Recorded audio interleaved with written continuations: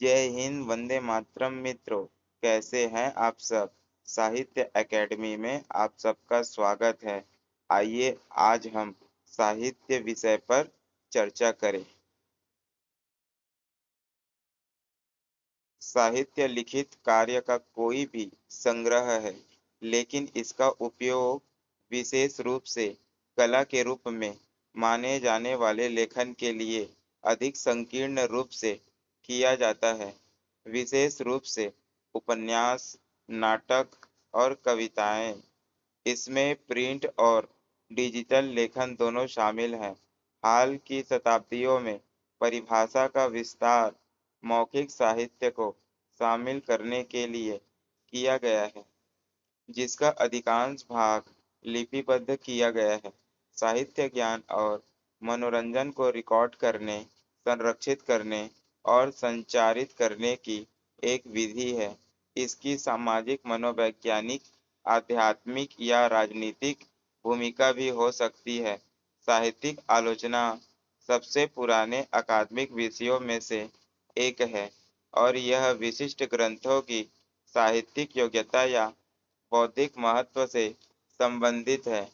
कलाकृतियों या परंपराओं के रूप में पुस्तकों और अन्य ग्रंथों का अध्ययन इसके बजाय पाठ्य आलोचना या पुस्तक के इतिहास द्वारा शामिल किया गया है। साहित्य एक कला के रूप में कभी-कभी साहित्यिक कथा, कलात्मक योग्यता के लक्ष्य के साथ लिखे गए उपन्यास के समानार्थी के रूप में प्रयोग किया जाता है, लेकिन इसमें विभिन्न गैर काल्पनिक शैलियों में काम भी शामिल हो सकते हैं, जैसे जीवनी, डायरी, संस्मरण, पत्र और निबंध। इस व्यापक परिभाषा के भीतर भीतर साहित्य में किसी विशेष विषय पर गैर काल्पनिक पुस्तकें, लेख या अन्य लिखित जानकारी शामिल है। प्रिंट प्रौद्योगिकी के विकास ने लिखित कार्यों के वितरण और प्रसार को लगातार बढ़ाया है, जबकि डिजिटल युग ने ऑनलाइन, इलेक्ट्रॉनिक साहित्य और आधुनिक मीडिया के अन्य रूपों के बीच की रेखाओं को धुंधला कर दिया है।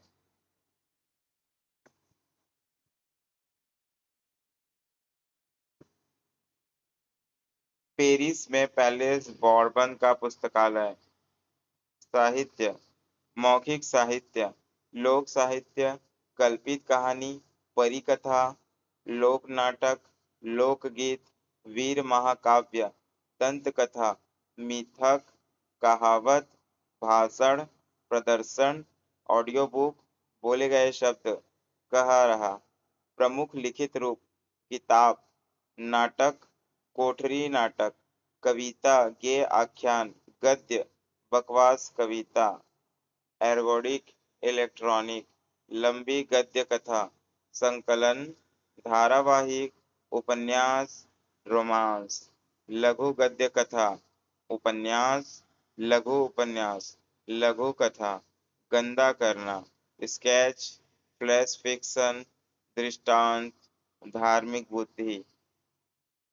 गद्य विधाएं: कल्पना, बच्चों के, विश्वकोश, शैली, कार्रवाई, साहसिक काम, जवान होना, अपराध, कामुक, कल्पना, डरावनी, सैन्य, असाधारण, रोमांस, कल्पित, विज्ञान, अलौकिक, वेस्टर्न, ऐतिहासिक, यथार्थवादी,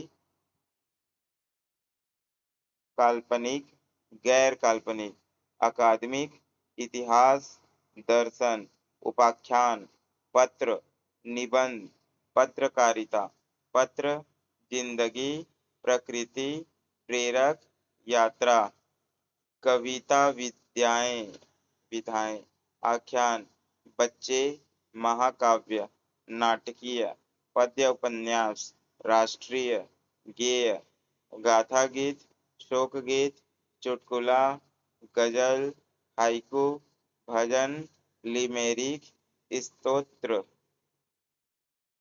कसीदा, गाथा, विलेनेल, सूचियों, महाकाव्य, समूह और आंदोलन, कवियों, नाटकीय शैलियाँ, कॉमेडी, लिब्रेटो, खेल, ऐतिहासिक, नैतिक, हास्य व्यंग्य, लिखी हुई कहानी, त्रासदी, ट्रेजिकॉमेडी, इतिहास, प्राचीन, क्लासिक, मध्यकालीन, आधुनिकतावादी, पोस्ट मॉडर्न। सूचियाँ और रूपरेखाएं। रूपरेखा, शब्दकोश, पुस्तकें, लेखकों, आंदोलनों, साइकिल, साहित्यिक पुरस्कार, कविता, लघु कहानी संग्रह, खोई हुई साहित्यिक कृतियाँ, कमी, सिद्धांत और आलोचना, समाजशास्त्र, पत्रिका, संगठन, भाषा, आख्यान, झगड़ा, जागीर, साहित्य पोर्टल। परिभाषाएं। साहित्य की परिभाषाएं समय के साथ बदलती रही है। पश्चिम यूरोप में 18वीं शताब्दी से पहले साहित्य सभी पुस्तकों और लेखन को दर्शाता था। इसे पुरानी अधिक समावेशी अवधारणाओं की ओर लौटते हुए देखा जा सकता है। इसलिए सांस्कृतिक अध्ययन उदाहरण के लिए प्रामाणिक रचनाओं के अलावा लोकप्रिय और अल्पसंख्यक विधाओं को भी शामिल करते हैं। इस शब्द का प्रयोग अलिखित रचनाओं के संदर्भ में भी किया जाता है। मौखिक साहित्य और पूर्व साक्षर संस्कृति का साहित्य। व्युत्पत्ति की दृष्टि से यह शब्द लैटिन के लिटरेटुरा लिटरेटुरा सीखना लिखना व्याकरण से निकला है, जो मूल रूप से अक्षरों से बना लेखन है, जो लिटेरा अक्षर से बना है। इसके बावजूद इस शब्द का प्रयोग मौखिक या गाए गए पाठों के लिए भी किया जाता रहा है। साहित्य को अक्सर पर्यायवाची रूप से लेखन कहा जाता है, विशेष रूप से रचनात्मक लेखन और काव्यात्मक रूप से लेखन की कला या केवल कला कहा जाता है। सीडफील्ड ने अपने विषय पटकथा लेखन को एक ऐसी कला जो कभी-कभी कला के स्तर तक पहुंच जाती है के रूप में वर्णित किया है। साहित्य की एक मूल्य निर्णय परिभाषा इसे केवल उच्च गुणवत्ता वाले लेखन से युक्त मानती है, जो बेलेस लेटरेस उत्तम लेखन परंपरा का हिस्सा बनता है। इसका एक उदाहरण 1910 से 1911 एनसाइक्लोपीडिया ब्रिटानिका में है, जिसने साहित्य को लेखन में कम किए गए सर्वोत्तम विचार की सर्वोत्तम अभिव्यक्ति के रूप में वर्गीकृत किया है। इतिहास, मौखिक साहित्य। यह साहित्य शब्द का प्रयोग कुछ समस्याएं उत्पन्न करता है, क्योंकि इसकी उत्पत्ति लैटिन शब्द लिटेरा पत्र से हुई है, जो मूलतः लेखन है। इसके विकल्प जैसे मौखिक रूप और मौखिक शैलियाँ भी सुझाए गए हैं, लेकिन साहित्य शब्द का प्रयोग व्यापक रूप से होता है। ऑस्ट्रेलियाई आदिवासी संस्कृति हजारों वर्षों से चली आ रही मौखिक परंपराओं और मौखिक इतिहास पर फली फूली है। फरवरी 2020 में प्रकाशित एक अध्ययन में नए सबूतों से पता चला है कि बूडर्स बीम और टावर हिल ज्वालामुखी दोनों 34,000 से 40,000 साल पहले फटे थे। गौरतलब है कि यह विक्टोरिया में मानव उपस्थिति के लिए न्यूनतम आयु सीमा है और इसे दक्षिण पश्चिम विक्टोरिया के आदिवासी ऑस्ट्रेलियाई लोगों गुंडिस मारा लोगों को मौखिक इतिहास के प्रमाण के रूप में भी व्याख्या किया जा सकता है, जो ज्वालामुखी विस्फोटों को अस्तित्व में सबसे पुरानी मौखिक परंपराओं में से एक बताते हैं।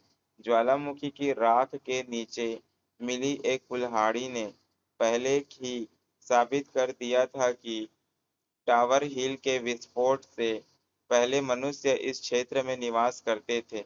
मौखिक साहित्य एक प्राचीन मानव परंपरा है जो दुनिया के सभी कोनों में पाई जाती है। आधुनिक पुरातत्व विभिन्न संस्कृतियों में मौखिक परंपरा पर पूरी तरह या आंशिक रूप से निर्भर कलाओं और ज्ञान को संरक्षित करने और प्रसारित करने के मानवीय प्रयासों के साक्ष्य का अनावरण कर रहा है। यहूदी ईसाई बाइबिल अपनी मौखिक परंपरा की जड़ों को उजागर करती है। मध्ययुगीन यूरोपीय पांडुलिपियां कुशल लेखकों द्वारा लिखी गई है। प्राचीन ग्रीस के ज्यामितीय फूलदान होमर की मौखिक शैली को प्रतिबिंबित करते हैं। वास्तव में यदि सहस्त्राब्दी के इन अंतिम दर्शकों ने हमें कुछ सिखाया है तो वह यह है कि मौखिक परंपरा कभी भी वह नहीं थी जिसका हम आरोप लगाते रहे हैं। यह कभी भी संचार की वह आदिम प्रारंभिक तकनीक नहीं थी जिसे हम समझते थे, बल्कि यदि पूरी सच्चाई बताई जाए तो मौखिक परंपरा हमारी प्रजाति की सबसे प्रमुख संचार तकनीक के रूप में उभर कर सामने आती है, एक ऐतिहासिक तथ्य के रूप में और कई क्षेत्रों में एक समकालीन वास्तविकता के रूप में भी। ऐसा माना जाता है कि सबसे प्रारंभिक कविता को इतिहास, वंशावली और कानून को याद रखने के तरीके के रूप में सुनाया या गाया जाता था। एशिया में प्राचीन भारत में विभिन्न भारतीय धर्मों में लोक कथाओं, पौराणिक कथाओं के साथ-साथ धर्म ग्रंथों का प्रसारण मौखिक परंपरा द्वारा होता था, जिसे विस्तृत स्मृति तकनीकों की मदद से सटीकता के साथ संरक्षित किया जाता था। प्रारंभिक बौद्ध ग्रंथों को भी आमतौर पर मौखिक परंपरा माना जाता है। पहले ग्रीक, सर्बिया और अन्य संस्कृतियों जैसे विभिन्न मौखिक समाजों के साहित्य के प्रसारित संस्करणों में विसंगतियों की तुलना करके फिर यह देखते हुए कि वैदिक साहित्य इतना सुसंगत और विशाल है कि इसे बिना लिखे पीढ़ियों के बीच मौखिक रूप से रचा और प्रसारित नहीं किया जा सकता था। गुडी के अनुसार वैदिक ग्रंथों में संभवतः लिखित और मौखिक दोनों परंपराएं शामिल थी। इसे एक साक्षर समाज के समानांतर उत्पाद कहा जाता है। सभी प्राचीन यूनानी साहित्य कुछ हद तक मौखिक प्रकृति के थे और सबसे पहला साहित्य पूरी तरह से ऐसा ही था। माइकल गॉगारिन कहते हैं कि होमर की महाकाव्य कविता बड़े पैमाने पर मौखिक रूप से रची, प्रदर्शित और प्रसारित की गई थी, चूंकि लोक कथाओं और किंवदंतियों को दूर के दर्शकों के सामने प्रस्तुत किया जाता था। इसलिए गायक कहानियों में नामों की जगह स्थानीय पात्रों या शासकों का नाम ले लेते थे, ताकि कहानियों को स्थानीय स्वाद मिल सके और इस तरह मौखिक परंपरा में अंतर्निहित ऐतिहासिकता को अविश्वसनीय बनाकर दर्शकों से जुड़ सके। बाद से ग्रीक और रोमन धार्मिक परंपराओं के बारे में जीवित ग्रंथों की कमी ने विद्वानों को यह मानने के लिए प्रेरित किया है। बात से असहमत यूरोपीय लोगों के संपर्क से पहले मूल उत्तरी अमेरिकियों मेसो अमेरिका के उत्तर में के बीच लेखन प्रणालियों के अस्तित्व के बारे में ज्ञात नहीं है। मौखिक कहानी कहने की परंपराएं इतिहास, वैज्ञानिक ज्ञान और सामाजिक प्रथाओं को रिकॉर्ड करने और संरक्षित करने के लिए लेखन के उपयोग के बिना एक संदर्भ में फली-फूली, जबकि कुछ कहानियों को मनोरंजन और फुर्सत के लिए बताया गया था।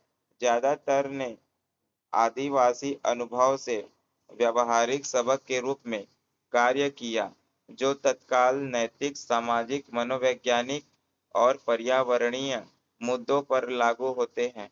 कहानियाँ काल्पनिक, अलौकिक या अन्यथा अतिरंजित पात्रों और परिस्थितियों को वास्तविक भावनाओं और नैतिकता के साथ शिक्षण के साधन के रूप में मिलती है। कथानक अक्सर वास्तविक जीवन की स्थितियों को दर्शाते हैं और कहानी के दर्शकों द्वारा ज्ञात विशेष लोगों पर लक्षित हो सकते हैं। इस तरह सीधे शर्मिंदगी या सामाजिक बहिष्कार का कारण बने बिना सामाजिक दबाव डाला जा सकता है। उदाहरण के लिए, दक्षिण अफ्रीका में स्थानीय भाषाओं पर समकालीन भाषाई चुनौतियों के ढांचे में एक व्यवस्थित साहित्य समीक्षा में मौखिक परंपराओं के स्थायी महत्व को रेखांकित किया गया है। मौखिक साहित्य सांस्कृतिक संरक्षण, भाषाई विविधता और सामाजिक न्याय के लिए अत्यंत महत्वपूर्ण है। जैसा कि उत्तर औपनिवेशिक संघर्षों और दक्षिण अफ्रीकी स्थानीय भाषाओं के संरक्षण और संवर्धन के लिए चल रही पहलों से स्पष्ट होता है। वक्तृत्व वक्तृत्व कला या सार्वजनिक भाषण देने की कला को एक महत्वपूर्ण समयावधि के लिए साहित्यिक कला माना जाता था। प्राचीन ग्रीस से लेकर 19वीं सदी के अंत तक वक्तृत्व कला ने वक्ताओं, वकीलों, परामर्शदाताओं, इतिहासकारों, राजनेताओं और कवियों को प्रशिक्षित करने में पश्चिमी शिक्षा में एक केंद्रीय भूमिका निभाई।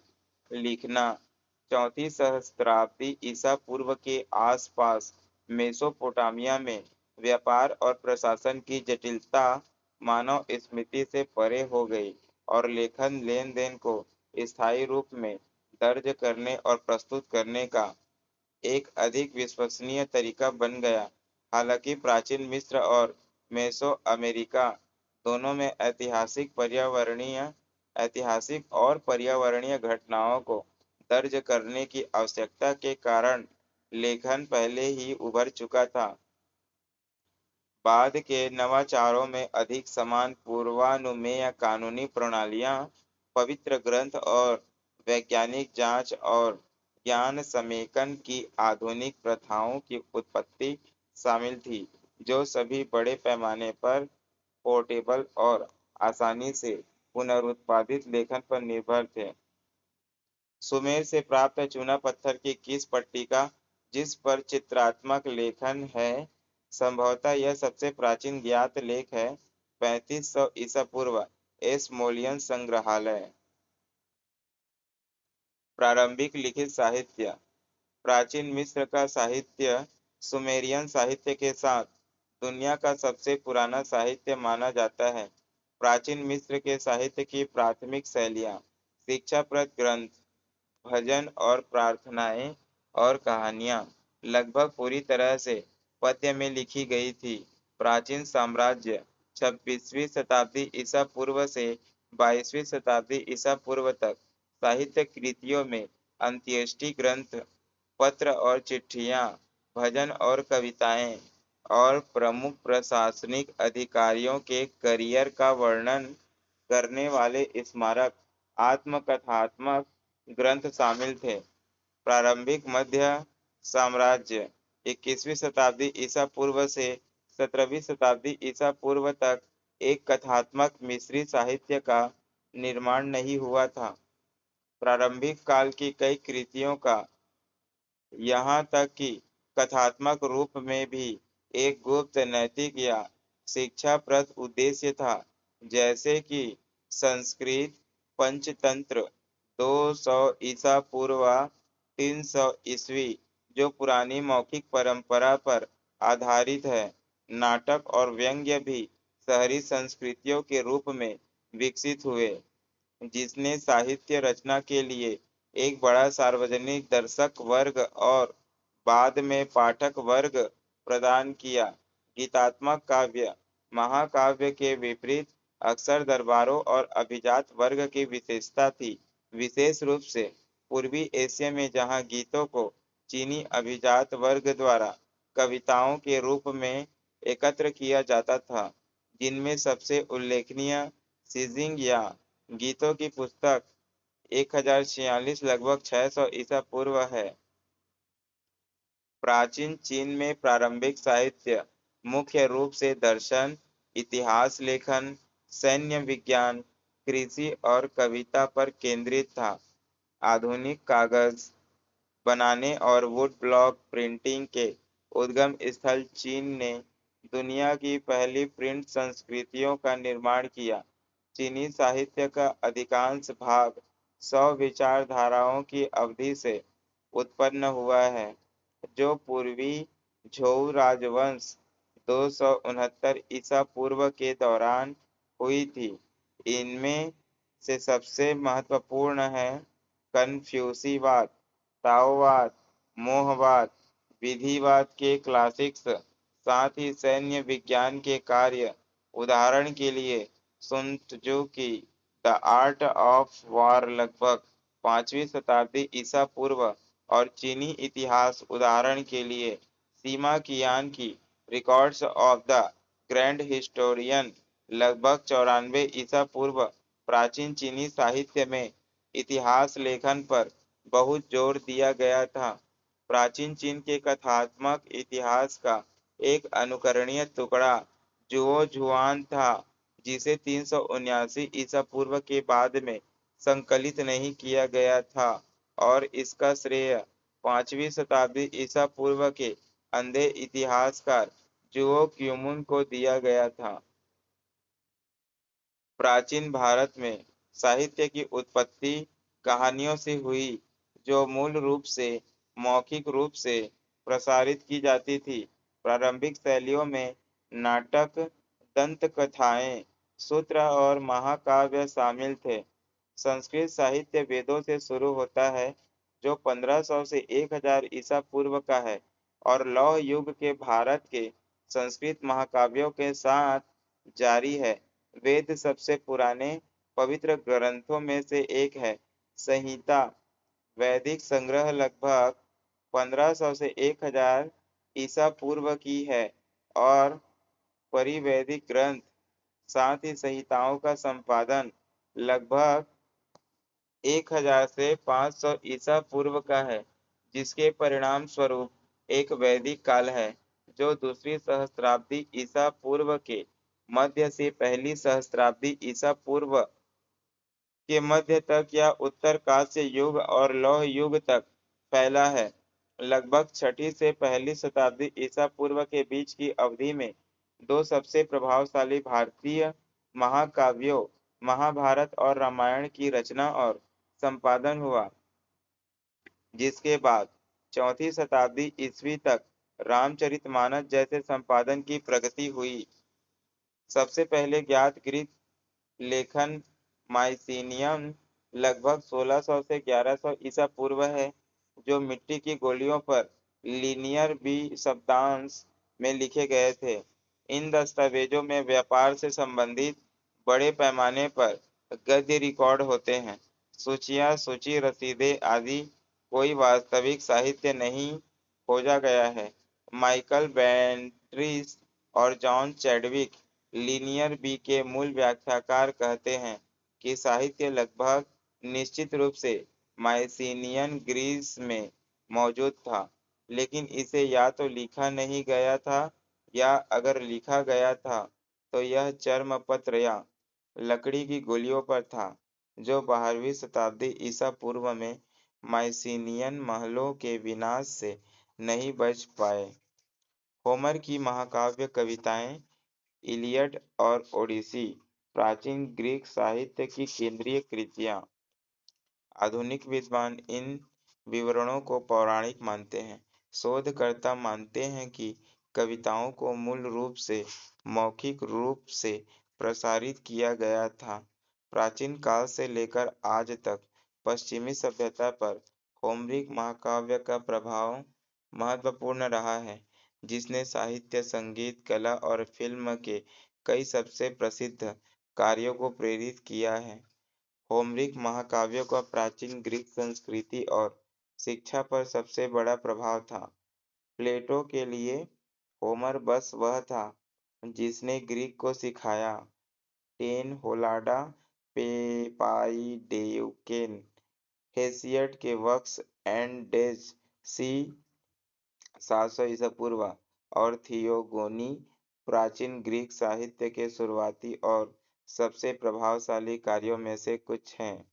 प्लेटो 428 से 427 या 424 से 423 से 348 या 347 ईसा पूर्व और अरस्तु 384 से 322 ईसा पूर्व ने दार्शनिक ग्रंथों की रचना की जिन्हें पश्चिमी दर्शन की नींव माना जाता है। सप्पो लगभग 630 लगभग 570 ईसा पूर्व और पिंडर प्रभावशाली गीतकार कवि थे और हेरोडोटस सी 484 से 425 ईसा पूर्व और थ्यूसिडाइड्स प्रारंभिक यूनानी इतिहासकार थे। हालांकि प्राचीन ग्रीस में नाटक लोकप्रिय था। शास्त्रीय युग के दौरान लिखी और खेली गई सैकड़ों त्रासदियों में से केवल 3 लेखकों द्वारा सीमित संख्या में नाटक अभी भी मौजूद हैं। एसिलस, सोफोकल्स और यूरिपिडीज। अरिस्टोफेन्स सी 446 सी 386 ईसा पूर्व के नाटक ग्रीक कॉमेडी के सबसे शुरुआती रूप ओल्ड कॉमेडी के रूप में ज्ञात हास्य नाटक की एक शैली के एकमात्र वास्तविक उदाहरण प्रदान करते हैं और वास्तव में शैली को परिभाषित करने के लिए उपयोग किए जाते हैं। हिब्रू धार्मिक ग्रंथ तोराह को व्यापक रूप से फारसी काल 539 से 333 ईसा पूर्व संभवतः 450 से 350 ईसा पूर्व के उत्पाद के रूप में देखा जाता है। यह आम सहमति एक पारंपरिक यहूदी दृष्टिकोण को प्रतिध्वनि करती है, जो बेबीलोन से लौट लौटने पर यहूदी समुदाय के नेता एजरा को इसके प्रचार में एक महत्वपूर्ण भूमिका देती है।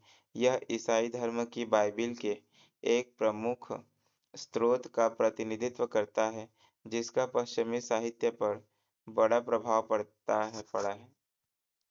रोमन साहित्य की शुरुआत 240 ईसा पूर्व में हुई, जब रोमन दर्शकों ने एक ग्रीक नाटक का लैटिन संस्करण देखा। लैटिन में साहित्य अगले 6 शताब्दियों तक फलता-फूलता रहा और इसमें निबंध, इतिहास, कविताएं, नाटक और अन्य लेखन शामिल हैं। कुरान 610 ईस्वी से 632 ईस्वी इस्लाम की प्रमुख पवित्र पुस्तक का अरब भाषा पर महत्वपूर्ण प्रभाव पड़ा और इसने इस्लामी साहित्य की शुरुआत को चिह्नित किया। मुसलमानों का मानना है कि इसे मुहम्मद के कबीले कुरैश की अरबी बोली में लिपिबद्ध किया गया था। जैसे-जैसे इस्लाम का प्रसार हुआ, कुरान ने अरबी को एकीकृत और मानकीकृत करने का प्रभाव डाला। मध्य युग के दौरान यूरोप में साहित्य का प्रमुख रूप लैटिन में लिखी गई धार्मिक रचनाएं थीं, जो आम तौर पर पुस्तकों में पाई जाती थीं। पश्चिमी स्थानीय भाषा के साहित्य में आइसलैंड के पोएटिक एडा और सागा या वीर महाकाव्य, एंग्लो-सैक्सन बियोवुल्फ और हिल्डेब्रॉन्ट का जर्मन गीत शामिल है। मध्ययुगीन कथा साहित्य का एक बाद का रूप रोमांस था, जो एक साहित्य साहसिक और कभी-कभी जादुई कथा थी, जिसकी लोकप्रिय अपील बहुत ज्यादा थी। यूरोपीय पुनर्जागरण के दौरान विवादास्पद धार्मिक, राजनीतिक और निर्देशात्मक साहित्य का प्रसार हुआ, जो हांस गुटेनबर्ग द्वारा 1440 के आसपास प्रिंटिंग प्रेस के आविष्कारक के परिणामस्वरूप हुआ, जबकि मध्यकालीन रोमांस उपन्यास में विकसित हुआ। प्रकाशित करना लेखन के आविष्कार के साथ प्रकाशन संभव हुआ, लेकिन मुद्रण के आविष्कार के साथ यह और भी व्यावहारिक हो गया। मुद्रण से पहले वितरित कृतियों की प्रतिलिपियां हाथ से लेखकों द्वारा बनाई जाती थीं। तांग राजवंश चीन से हीरक सूत्र का जटिल मुख्य पृष्ठ दुनिया की सबसे पुरानी मुद्रित पुस्तक ईस्वी सन 868 ब्रिटिश लाइब्रेरी।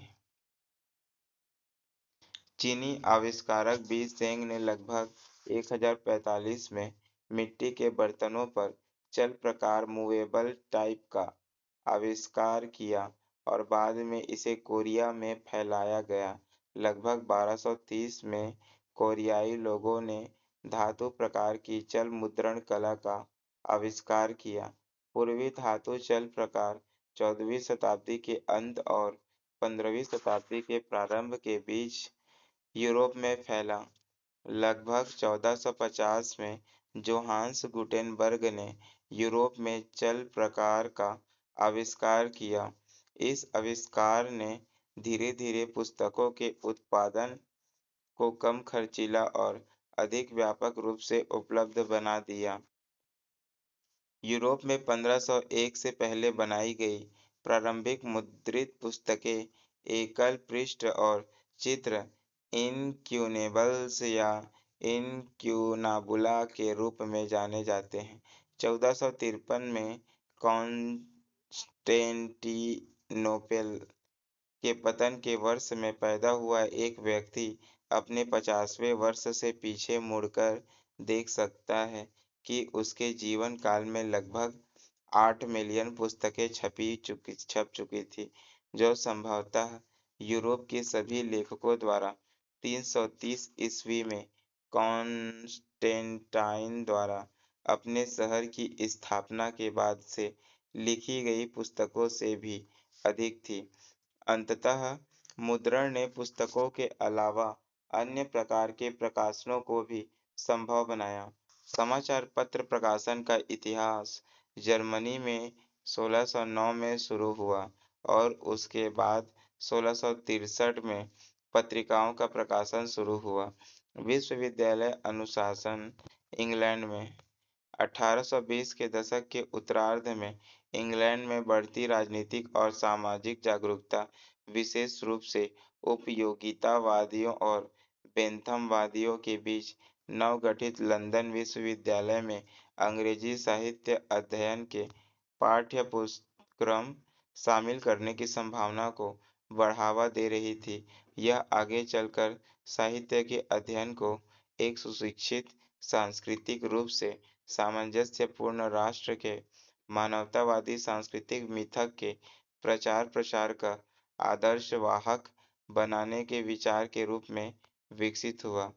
अमेरिका, महिलाएं और साहित्य 19वीं सदी तक महिलाओं की व्यापक शिक्षा आम नहीं थी और इस वजह से हाल तक साहित्य ज्यादातर पुरुष प्रधान था। जॉर्ज सैंड एक विचार थे, हमारे युग में उनका एक विशिष्ट स्थान है। दूसरे लोग महान पुरुष हैं, वह एक महान महिला थी। Victor Hugo, Les Funerailles de George Sand. 20वीं सदी तक कुछ ही अंग्रेजी भाषा की महिला कवियों के नाम याद हैं। 19वीं सदी में कुछ उल्लेखनीय व्यक्तियों में Emily Bronte, Elizabeth Barrett Browning और एमिली डिकिंसन शामिल हैं। अमेरिका कविता देखें अमेरिका की कविता देखें। लेकिन जबकि आमतौर पर महिलाएं रोमांटिक साहित्य के यूरोपीय कैनन से अनुपस्थित हैं, एक उल्लेखनीय अपवाद है फ्रांसीसी उपन्यासकार और संस्मरणकार अमांताइन डुपिन 1804 से 1876, जो अपने कलम नाम जॉर्ज सैंड से सबसे ज्यादा जानी जाती है। अपने जीवन काल में यूरोप के अधिक लोकप्रिय लेखकों में से एक, 1830 और 1840 के दशक में इंग्लैंड में विक्टर ह्यूगो और होनोर डी बाल्जाक दोनों से अधिक प्रसिद्ध होने के कारण सैंड को यूरोपीय रोमांटिक युग के सबसे उल्लेखनीय लेखकों में से एक माना जाता है। 1901 से 2020 के बीच साहित्य के नोबेल पुरस्कार 117 व्यक्तियों को दिए गए हैं, 101 पुरुष और 16 महिलाएं। सेल्मा लोगरलोफ 1858 से 1940 साहित्य का नोबेल पुरस्कार जीतने वाली पहली महिला थी, जो उन्हें 1909 में प्रदान किया गया था। इसके अतिरिक्त वह 1914 में स्वीडिश अकादमी की सदस्यता प्राप्त करने वाली पहली महिला थी।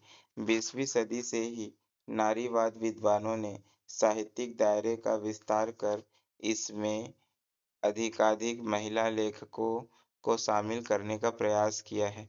बाल साहित्य बच्चों के साहित्य की एक अलग शैली 18वीं शताब्दी में बचपन की अवधारणा के विकास के साथ ही उभरनी शुरू हुई। एक्स एक्साइ इन पुस्तकों में सबसे शुरुआती शैक्षिक पुस्तकें आचरण पर पुस्तकें और सरल एबीसी थी, जिन्हें अक्सर जानवरों, पौधों और मानव रूपी अक्षरों से सजाया जाता था। द एडवेंचर्स ऑफ पिनोचियो 1883 बच्चों के साहित्य का एक प्रामाणिक टुकड़ा है और अब तक प्रकाशित सबसे अधिक बिकने वाली पुस्तकों में से एक है। अध्ययन और आलोचना साहित्यिक सिद्धांत साहित्यिक सिद्धांत का एक मूलभूत प्रश्न है, साहित्य क्या है?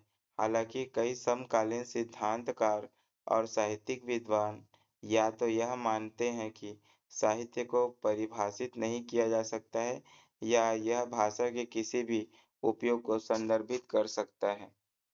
साहित्य कथा साहित्य साहित्यिक कथा साहित्य एक ऐसा शब्द है जिसका प्रयोग ऐसे उपन्यासों का वर्णन करने के लिए किया जाता है जो मानवीय स्थिति के किसी भी पहलू की पड़ताल करते हैं और जिनमें सामाजिक टिप्पणियाँ शामिल हो सकती हैं। इसे अक्सर शैली कथा साहित्य, विशेष रूप से सबसे व्यावसायिक रूप से उन्मुख प्रकारों की तुलना में अधिक कलात्मक गुण वाला माना जाता है।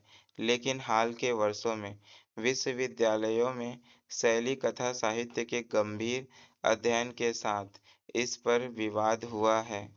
राफेल के पारनासस भित्तिचित्र 1511 में दांते, होमर और वर्जिल पश्चिमी कैनन के प्रमुख व्यक्ति। लघु कथा पर ब्रिटिश लेखक विलियम बॉयड द्वारा लिखी गई निम्नलिखित बात सभी गद्य कथाओं पर लागू की जा सकती है। लघु कथाएं हमारे स्वभाव में किसी बहुत गहरी बात का उत्तर देती प्रतीत होती है, मानो उनके कहने की अवधि के दौरान कुछ विशेष निर्मित किया गया हो, हमारे अनुभव का कुछ सार निकाला गया हो, कब्र और विस्मृति की और हमारी सामान्य अशांत यात्रा का कुछ अस्थायी अर्थ निकाला गया हो। साहित्य में सर्वश्रेष्ठ को प्रतिवर्ष साहित्य में नोबेल पुरस्कार द्वारा मान्यता दी जाती है, जो किसी भी देश के लेखक को दिया जाता है जिसने स्वीडिश उद्योगपति अल्फ्रेड नोबेल की वसीयत के शब्दों में साहित्य के क्षेत्र में एक आदर्श दिशा में सबसे उत्कृष्ट कार्य का निर्माण किया हो। मूल Swedish Den som inom litteraturen har producerat det mest framstående verket en idealisk riktning।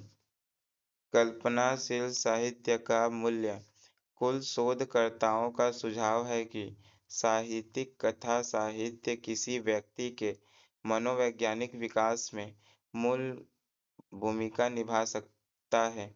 मनोवैज्ञानिक भी साहित्य को एक चिकित्सकीय उपकरण के रूप में उपयोग करते रहे हैं।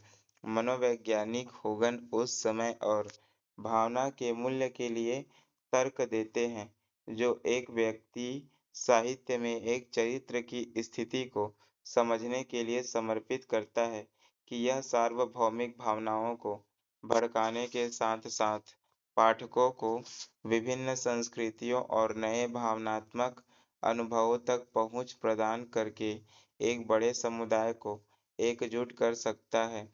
उदाहरण के लिए, एक अध्ययन ने सुझाव दिया कि साहित्यिक ग्रंथों में परिचित सांस्कृतिक मूल्यों की उपस्थिति ने अल्पसंख्यक छात्रों के प्रदर्शन पर महत्वपूर्ण प्रभाव डाला।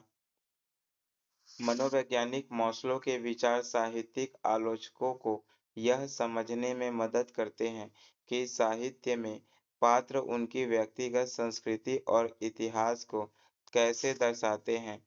सिद्धांत बताता है कि साहित्य व्यक्ति के आत्म-पूर्ति के संघर्ष में मदद करता है। सौंदर्य मूल्य, धार्मिक ग्रंथों का प्रभाव, वेद, टोरा, बाइबल और कुरान जैसी रचनाओं के माध्यम से धर्म का साहित्य पर बड़ा प्रभाव पड़ा है। बाइबल के किंग जेम्स संस्करण को दुनिया की सबसे प्रभावशाली पुस्तक का सबसे प्रभावशाली संस्करण, जो अब इसकी सबसे प्रभावशाली भाषा है, अंग्रेजी धर्म और संस्कृति की सबसे महत्वपूर्ण पुस्तक और अंग्रेजी भाषा दुनिया की सबसे प्रसिद्ध पुस्तक कहा गया है। मुख्यतः इसकी साहित्यिक शैली और व्यापक वितरण के कारण दिवंगत क्रिस्टोफर हिचेन्स और रिचर्ड डॉकिन्स जैसे प्रमुख नास्तिक हस्तियों ने किंग जेम्स संस्करण की प्रशंसा करते हुए इसे क्रमशः अंग्रेजी साहित्य के विकास में एक बड़ा कदम और साहित्य की एक महान कृति बनाया है। और डॉकिन्स ने आगे कहा, एक अंग्रेजी भाषा जिसने किंग जेम्स बाइबल का एक शब्द भी नहीं पढ़ा है, वह बर्बरता की कगार पर है। जिन समाजों में धर्मोपदेश का बहुत महत्व है और जिनमें धार्मिक संरचनाओं और प्राधिकारियों का पढ़ने-लिखने पर लगभग एकाधिकार है और या सेंसरशिप की भूमिका है, जैसे उदाहरण के लिए यूरोपीय मध्य युग में, वे समाज अपने द्वारा रचित या संचित अधिकांश साहित्य को धार्मिक चमक प्रदान कर सकते हैं। धार्मिक ग्रंथों के गहन अध्ययन की परंपराओं ने साहित्यिक अध्ययन में तकनीकों और सिद्धांतों के विकास को बढ़ावा दिया है। प्रकार, कविता, कविता को पारंपरिक रूप से गद्य से भाषा के सौंदर्य गुणों के अधिक उपयोग के कारण अलग किया गया है, जिसमें संगीत उपकरण जैसे कि अनुवाद, अनुप्रास, तुकबंदी और लय शामिल हैं और पैराग्राफ के बजाय पंक्तियों और छंदों में सेट किया गया है।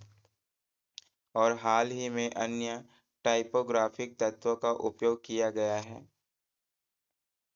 यह अंतर विभिन्न संकर रूपों जैसे डिजिटल कविता, ध्वनि कविता, ठोस कविता और गद्य कविता और अधिक सामान्यतः इस तथ्य से जटिल है कि गद्य में लय होती है। अब्राहम प्लिस्की इसे एक खुला रहस्य के रूप में संदर्भित करते हैं कि गद्य को लय की कमी से कविता से अलग नहीं किया जा सकता। गुइलियम अपोलिनेयर द्वारा एक सुलेख, यह एक प्रकार की कविता है जिसमें लिखित शब्दों को इस तरह से व्यवस्थित किया जाता है कि एक दृश्य छवि उत्पन्न हो। 19वीं शताब्दी से पहले कविता को आमतौर पर कुछ ऐसा समझा जाता था जो छंदबद्ध पंक्तियों में निर्धारित होता है। लय या छंद से युक्त किसी भी प्रकार का विषय, संभवतः अरस्तू के प्रभाव, उनके पोएटिक्स के परिणामस्वरूप 19वीं शताब्दी से पहले कविता आमतौर पर काल्पनिक या अलंकारिक कला की एक मानक श्रेणी की तुलना में कविता के लिए एक तकनीकी पदनाम कम थी। एक रूप के रूप में यह साक्षरता से पहले की हो सकती है। शुरुआती कार्यों की रचना और मौखिक परंपरा द्वारा बनाए रखा गया था, इसलिए यह साहित्य का सबसे पहला उदाहरण है। गद्य, जैसा कि ऊपर उल्लेख किया गया है कि आमतौर पर कविता की तुलना में भाषा के सौंदर्य गुणों का कम उपयोग करता है। हालांकि आधुनिक साहित्य में विकास, जिसमें मुक्त छंद और गद्य कविता शामिल है, ने अंतरों को धुंधला कर दिया है और कवि टी.एस. इलियट ने सुझाव दिया कि कविता और गद्य के बीच का अंतर स्पष्ट है। कविता और गद्य के बीच का अंतर अस्पष्ट है।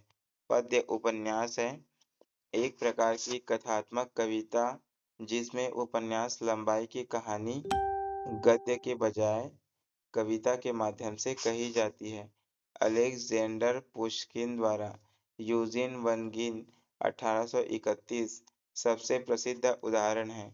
गद्य के ऐतिहासिक विकास पर रिचर्ड ग्रॉफ ने लिखा है कि प्राचीन ग्रीस के मामले में हालिया विद्वानों ने इस तथ्य पर जोर दिया है कि औपचारिक गद्य की तुलनात्मक रूप से देर से विकसित हुआ था। एक आविष्कारक जो शास्त्रीय काल से उचित रूप से जुड़ा हुआ है था। कई यूरोपीय देशों में गद्य के विकास पर लैटिन का बड़ा प्रभाव था। महान रोमन वक्ता सिसेरो का इसमें विशेष योगदान था। हाल के समय तक यह साक्षर यूरोपीय लोगों के बीच आम भाषा थी और डेस्कार्टेस 1596 से 1650, फ्रांसिस बेकन 1561 से 1626 और बारूक स्पिनोजा 1632 से 1677 की महान रचनाएं लैटिन में प्रकाशित हुई।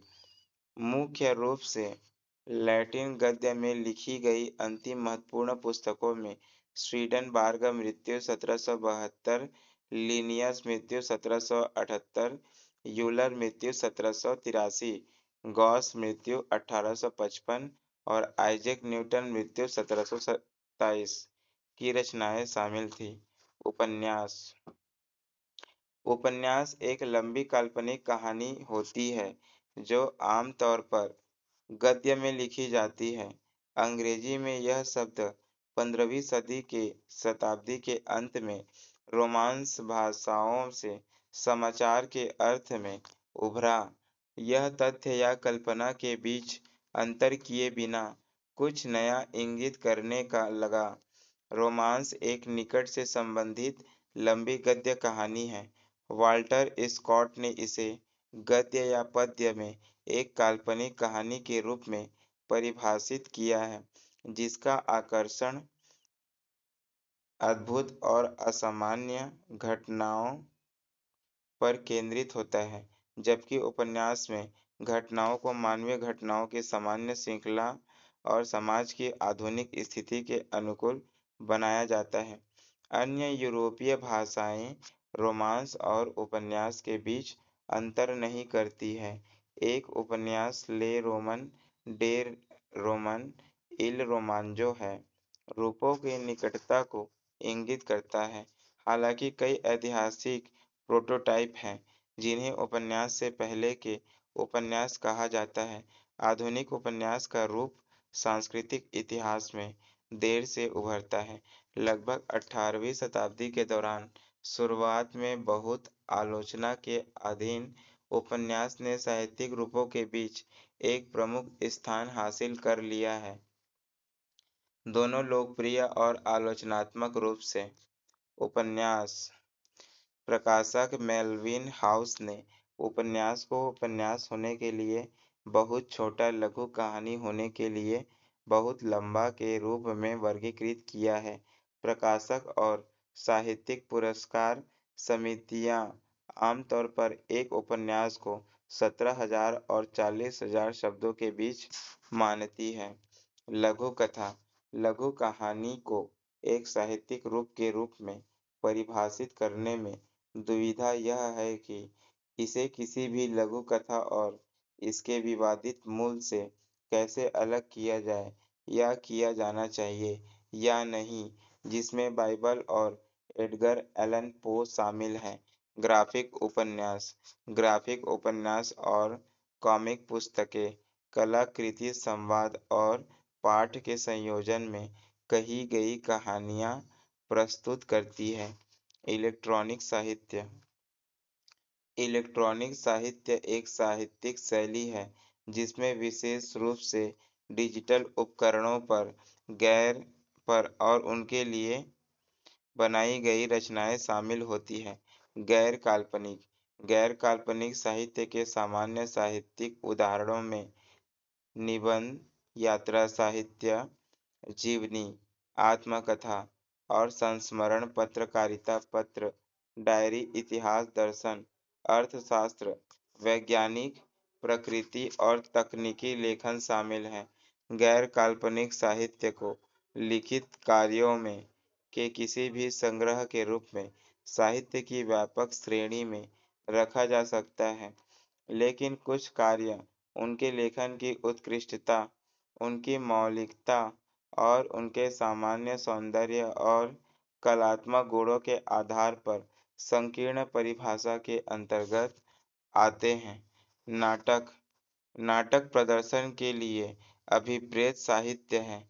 ओपेरा और संगीत थिएटर में इस रूप को संगीत और नृत्य के साथ जोड़ा जाता है। लिब्रेटो देखें। नाटक किसी नाटककार द्वारा लिखित नाट्य कृति होती है, जिसका उद्देश्य थिएटर में प्रदर्शन होता है। इसमें मुख्यतः पात्रों के बीच संवाद होते हैं। इसके विपरीत एक गुप्त नाटक प्रदर्शन के बजाय पढ़ने के लिए लिखा जाता है, जिसका अर्थ पृष्ठ पर पूरी तरह से समझा जा सकता है।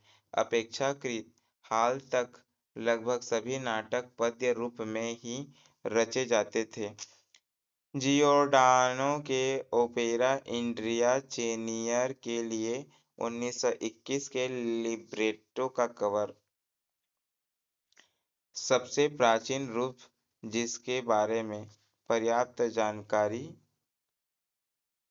उपलब्ध है, वह ग्रीक नाटक है। यह धार्मिक और नागरिक उत्सवों से जुड़े एक प्रदर्शन के रूप में विकसित हुआ, जो आम तौर पर प्रसिद्ध ऐतिहासिक या पौराणिक विषयों पर आधारित या विकसित होता था। 20वीं सदी में गैर-स्टेज मीडिया के लिए लिखी गई पटकथाओं को इस रूप में जोड़ा गया है, जिसमें रेडियो, टेलीविज़न और फ़िल्म शामिल हैं। कानून कानून और साहित्य विधि एवं साहित्य आंदोलन विधि एवं साहित्य के बीच अंतःविषयक संबंध पर केंद्रित है। कॉपीराइट कॉपीराइट एक प्रकार की बौद्धिक संपदा है, जो इसके स्वामी को किसी रचनात्मक कार्य की प्रतिलिपियां बनाने का विशेष अधिकार देती है। आमतौर पर एक सीमित अवधि के लिए रचनात्मक कार्य साहित्यिक, कलात्मक, शैक्षिक या संगीतमय रूप में हो सकता है। कॉपीराइट का उद्देश्य रचनात्मक कार्य के रूप में किसी विचार के मूल अभिव्यक्ति की रक्षा करना है, न कि स्वयं विचार की। यूनाइटेड किंगडम साहित्यिक कृतियों को कॉपीराइट कानून द्वारा कम से कम 1710 से अनधिकृत पुनरुत्पादन से संरक्षित किया गया है। कॉपीराइट कानून द्वारा साहित्यिक कृतियों को इस प्रकार परिभाषित किया गया है: नाटकीय या संगीतमय कृति के अलावा कोई भी कृति जो लिखी, बोली या गाई जाती है और तदनुसार इसमें का एक तालिका या संकलन डेटाबेस के अलावा ख एक कंप्यूटर प्रोग्राम ग एक कंप्यूटर प्रोग्राम के लिए प्रारंभिक डिजाइन सामग्री और घ एक डेटाबेस शामिल है। साहित्यिक कृतियां साहित्य की सभी कृतियां हैं, अर्थात मुद्रित या लिखित रूप में व्यक्त सभी कृतियां। नाटकीय या संगीतमय कृतियों को छोड़कर संयुक्त राज्य अमेरिका के कॉपीराइट कानून का इतिहास औपनिवेशिक काल से ही लंबा और जटिल रहा है। इसे 1790 के कॉपीराइट अधिनियम के साथ एक संघीय कानून के रूप में स्थापित किया गया था। इस अधिनियम को कई बार अद्यतन किया गया, जिसमें 1976 में एक बड़ा संशोधन भी शामिल है। यूरोपीय संघ यूरोपीय संघ का कॉपीराइट कानून यूरोपीय संघ के भीतर लागू कॉपीराइट कानून है। कॉपीराइट कानून संघ में काफी हद तक सुसंगत है, हालांकि विभिन्न देशों में भिन्नताएं मौजूद हैं। यूरोपीय संघ में इस कानून को कई निर्देशों के माध्यम से लागू किया गया है, जिन्हें सदस्य देशों को अपने राष्ट्रीय कानून में शामिल करना होता है। मुख्य कॉपीराइट निर्देश कॉपीराइट शब्द निर्देश, सूचना समाज निर्देश और डिजिटल एकल बाजार में कॉपीराइट निर्देश है। संघ में कॉपीराइट उन अंतर्राष्ट्रीय सम्मेलनों पर भी निर्भर करता है जिनका यूरोपीय संघ सदस्य है, जैसे ट्रिप्स समझौता, और वे सम्मेलन जिनके सभी सदस्य देश पक्षकार हैं, जैसे बर्न कन्वेंशन। साम्यवादी देशों में कॉपीराइट जापान में कॉपीराइट जापान 1899 में मूल बर्न कन्वेंशन का एक पक्ष था, इसलिए इसका कॉपीराइट कानून अधिकांश अंतर्राष्ट्रीय नियमों के अनुरूप है। यह कन्वेंशन लेखक के मृत्यु के बाद 50 वर्षों तक या अज्ञात लेखकों और निगमों के लिए प्रकाशन के 50 वर्ष बाद तक कॉपीराइट की गई कृतियों की सुरक्षा करता है। हालांकि 2004 में जापान ने सिनेमैटोग्राफिक कृतियों के लिए कॉपीराइट की अवधि बढ़ाकर 70 वर्ष कर दी। 2018 के अंत में ट्रांस पैसिफिक पार्टनरशिप वार्ता के परिणाम स्वरूप 70 वर्षीय अवधि सभी कृतियों पर लागू हो गई। यह नई अवधि पूर्वव्यापी रूप से लागू नहीं होती है। 1999 और 2018 के बीच सार्वजनिक डोमेन में प्रवेश करने वाली कृतियां अपनी समाप्ति तक सार्वजनिक डोमेन में रहेगी। सेंसरशिप साहित्य की सेंसरशिप राज्यों, धार्मिक संगठनों, शैक्षणिक संस्थानों आदि द्वारा किया जा सके कि क्या चित्रित किया जा सकता है, बोला जा सकता है, प्रदर्शन किया जा सकता है या लिखा जा सकता है। आमतौर पर ऐसे निकाय राजनीतिक कारणों से कार्यों पर प्रतिबंध लगाने का प्रयास करते हैं, या क्योंकि वे जाति या लिंग जैसे अन्य विवादास्पद मामलों से निपटते हैं। सेंसरशिप का एक उल्लेखनीय उदाहरण जेम्स जायस का उपन्यास यूलिसीज है, जिसे रूसी अमेरिकी उपन्यासकार व्लादिमीर नाबोकोव ने कला की एक दिव्य कृति और 20वीं सदी की गद्य की सबसे महान कृति बताया है। इसे संयुक्त राज्य अमेरिका में 1921 से 1933 तक अश्लीलता के आधार पर प्रतिबंधित कर दिया गया था। आजकल यह दुनिया भर में अंग्रेजी साहित्य पाठ्यक्रमों में एक केंद्रीय साहित्यिक पाठ्य सामग्री है। पुरस्कार साहित्य में उपलब्धियों और योगदान को मान्यता देने वाले कई पुरस्कार हैं। इस क्षेत्र की विविधता को देखते हुए पुरस्कारों का दायरा आमतौर पर सीमित होता है। आमतौर पर इन आधारों पर रूप, शैली, भाषा, राष्ट्रीयता और रचना जैसे नए लेखकों या नए उपन्यासों के लिए। साहित्य में नोबेल पुरस्कार 1895 में अल्फ्रेड नोबेल की वसीयत द्वारा स्थापित 6 नोबेल पुरस्कारों में से एक था और किसी लेखक को उसके काम के आधार पर किसी विशेष कार्य के लिए या उसके लिए नहीं दिया जाता है। अन्य साहित्यिक पुरस्कार जिनके लिए सभी राष्ट्रीयताएं पात्र है, उनमें शामिल है साहित्य के लिए न्यूस्टाइट्स अंतर्राष्ट्रीय पुरस्कार, मैन बुकर अंतर्राष्ट्रीय पुरस्कार, पुलित्जर पुरस्कार, ह्यूगो पुरस्कार, गार्जियन फर्स्ट बुको पुरस्कार और फ्रांज काफ्का पुरस्कार। साहित्य। आशा करता हूँ कि मेरा यह प्रयास आपको अच्छा लगा हो। जय हिंद, वंदे मातरम। धन्यवाद मित्रों।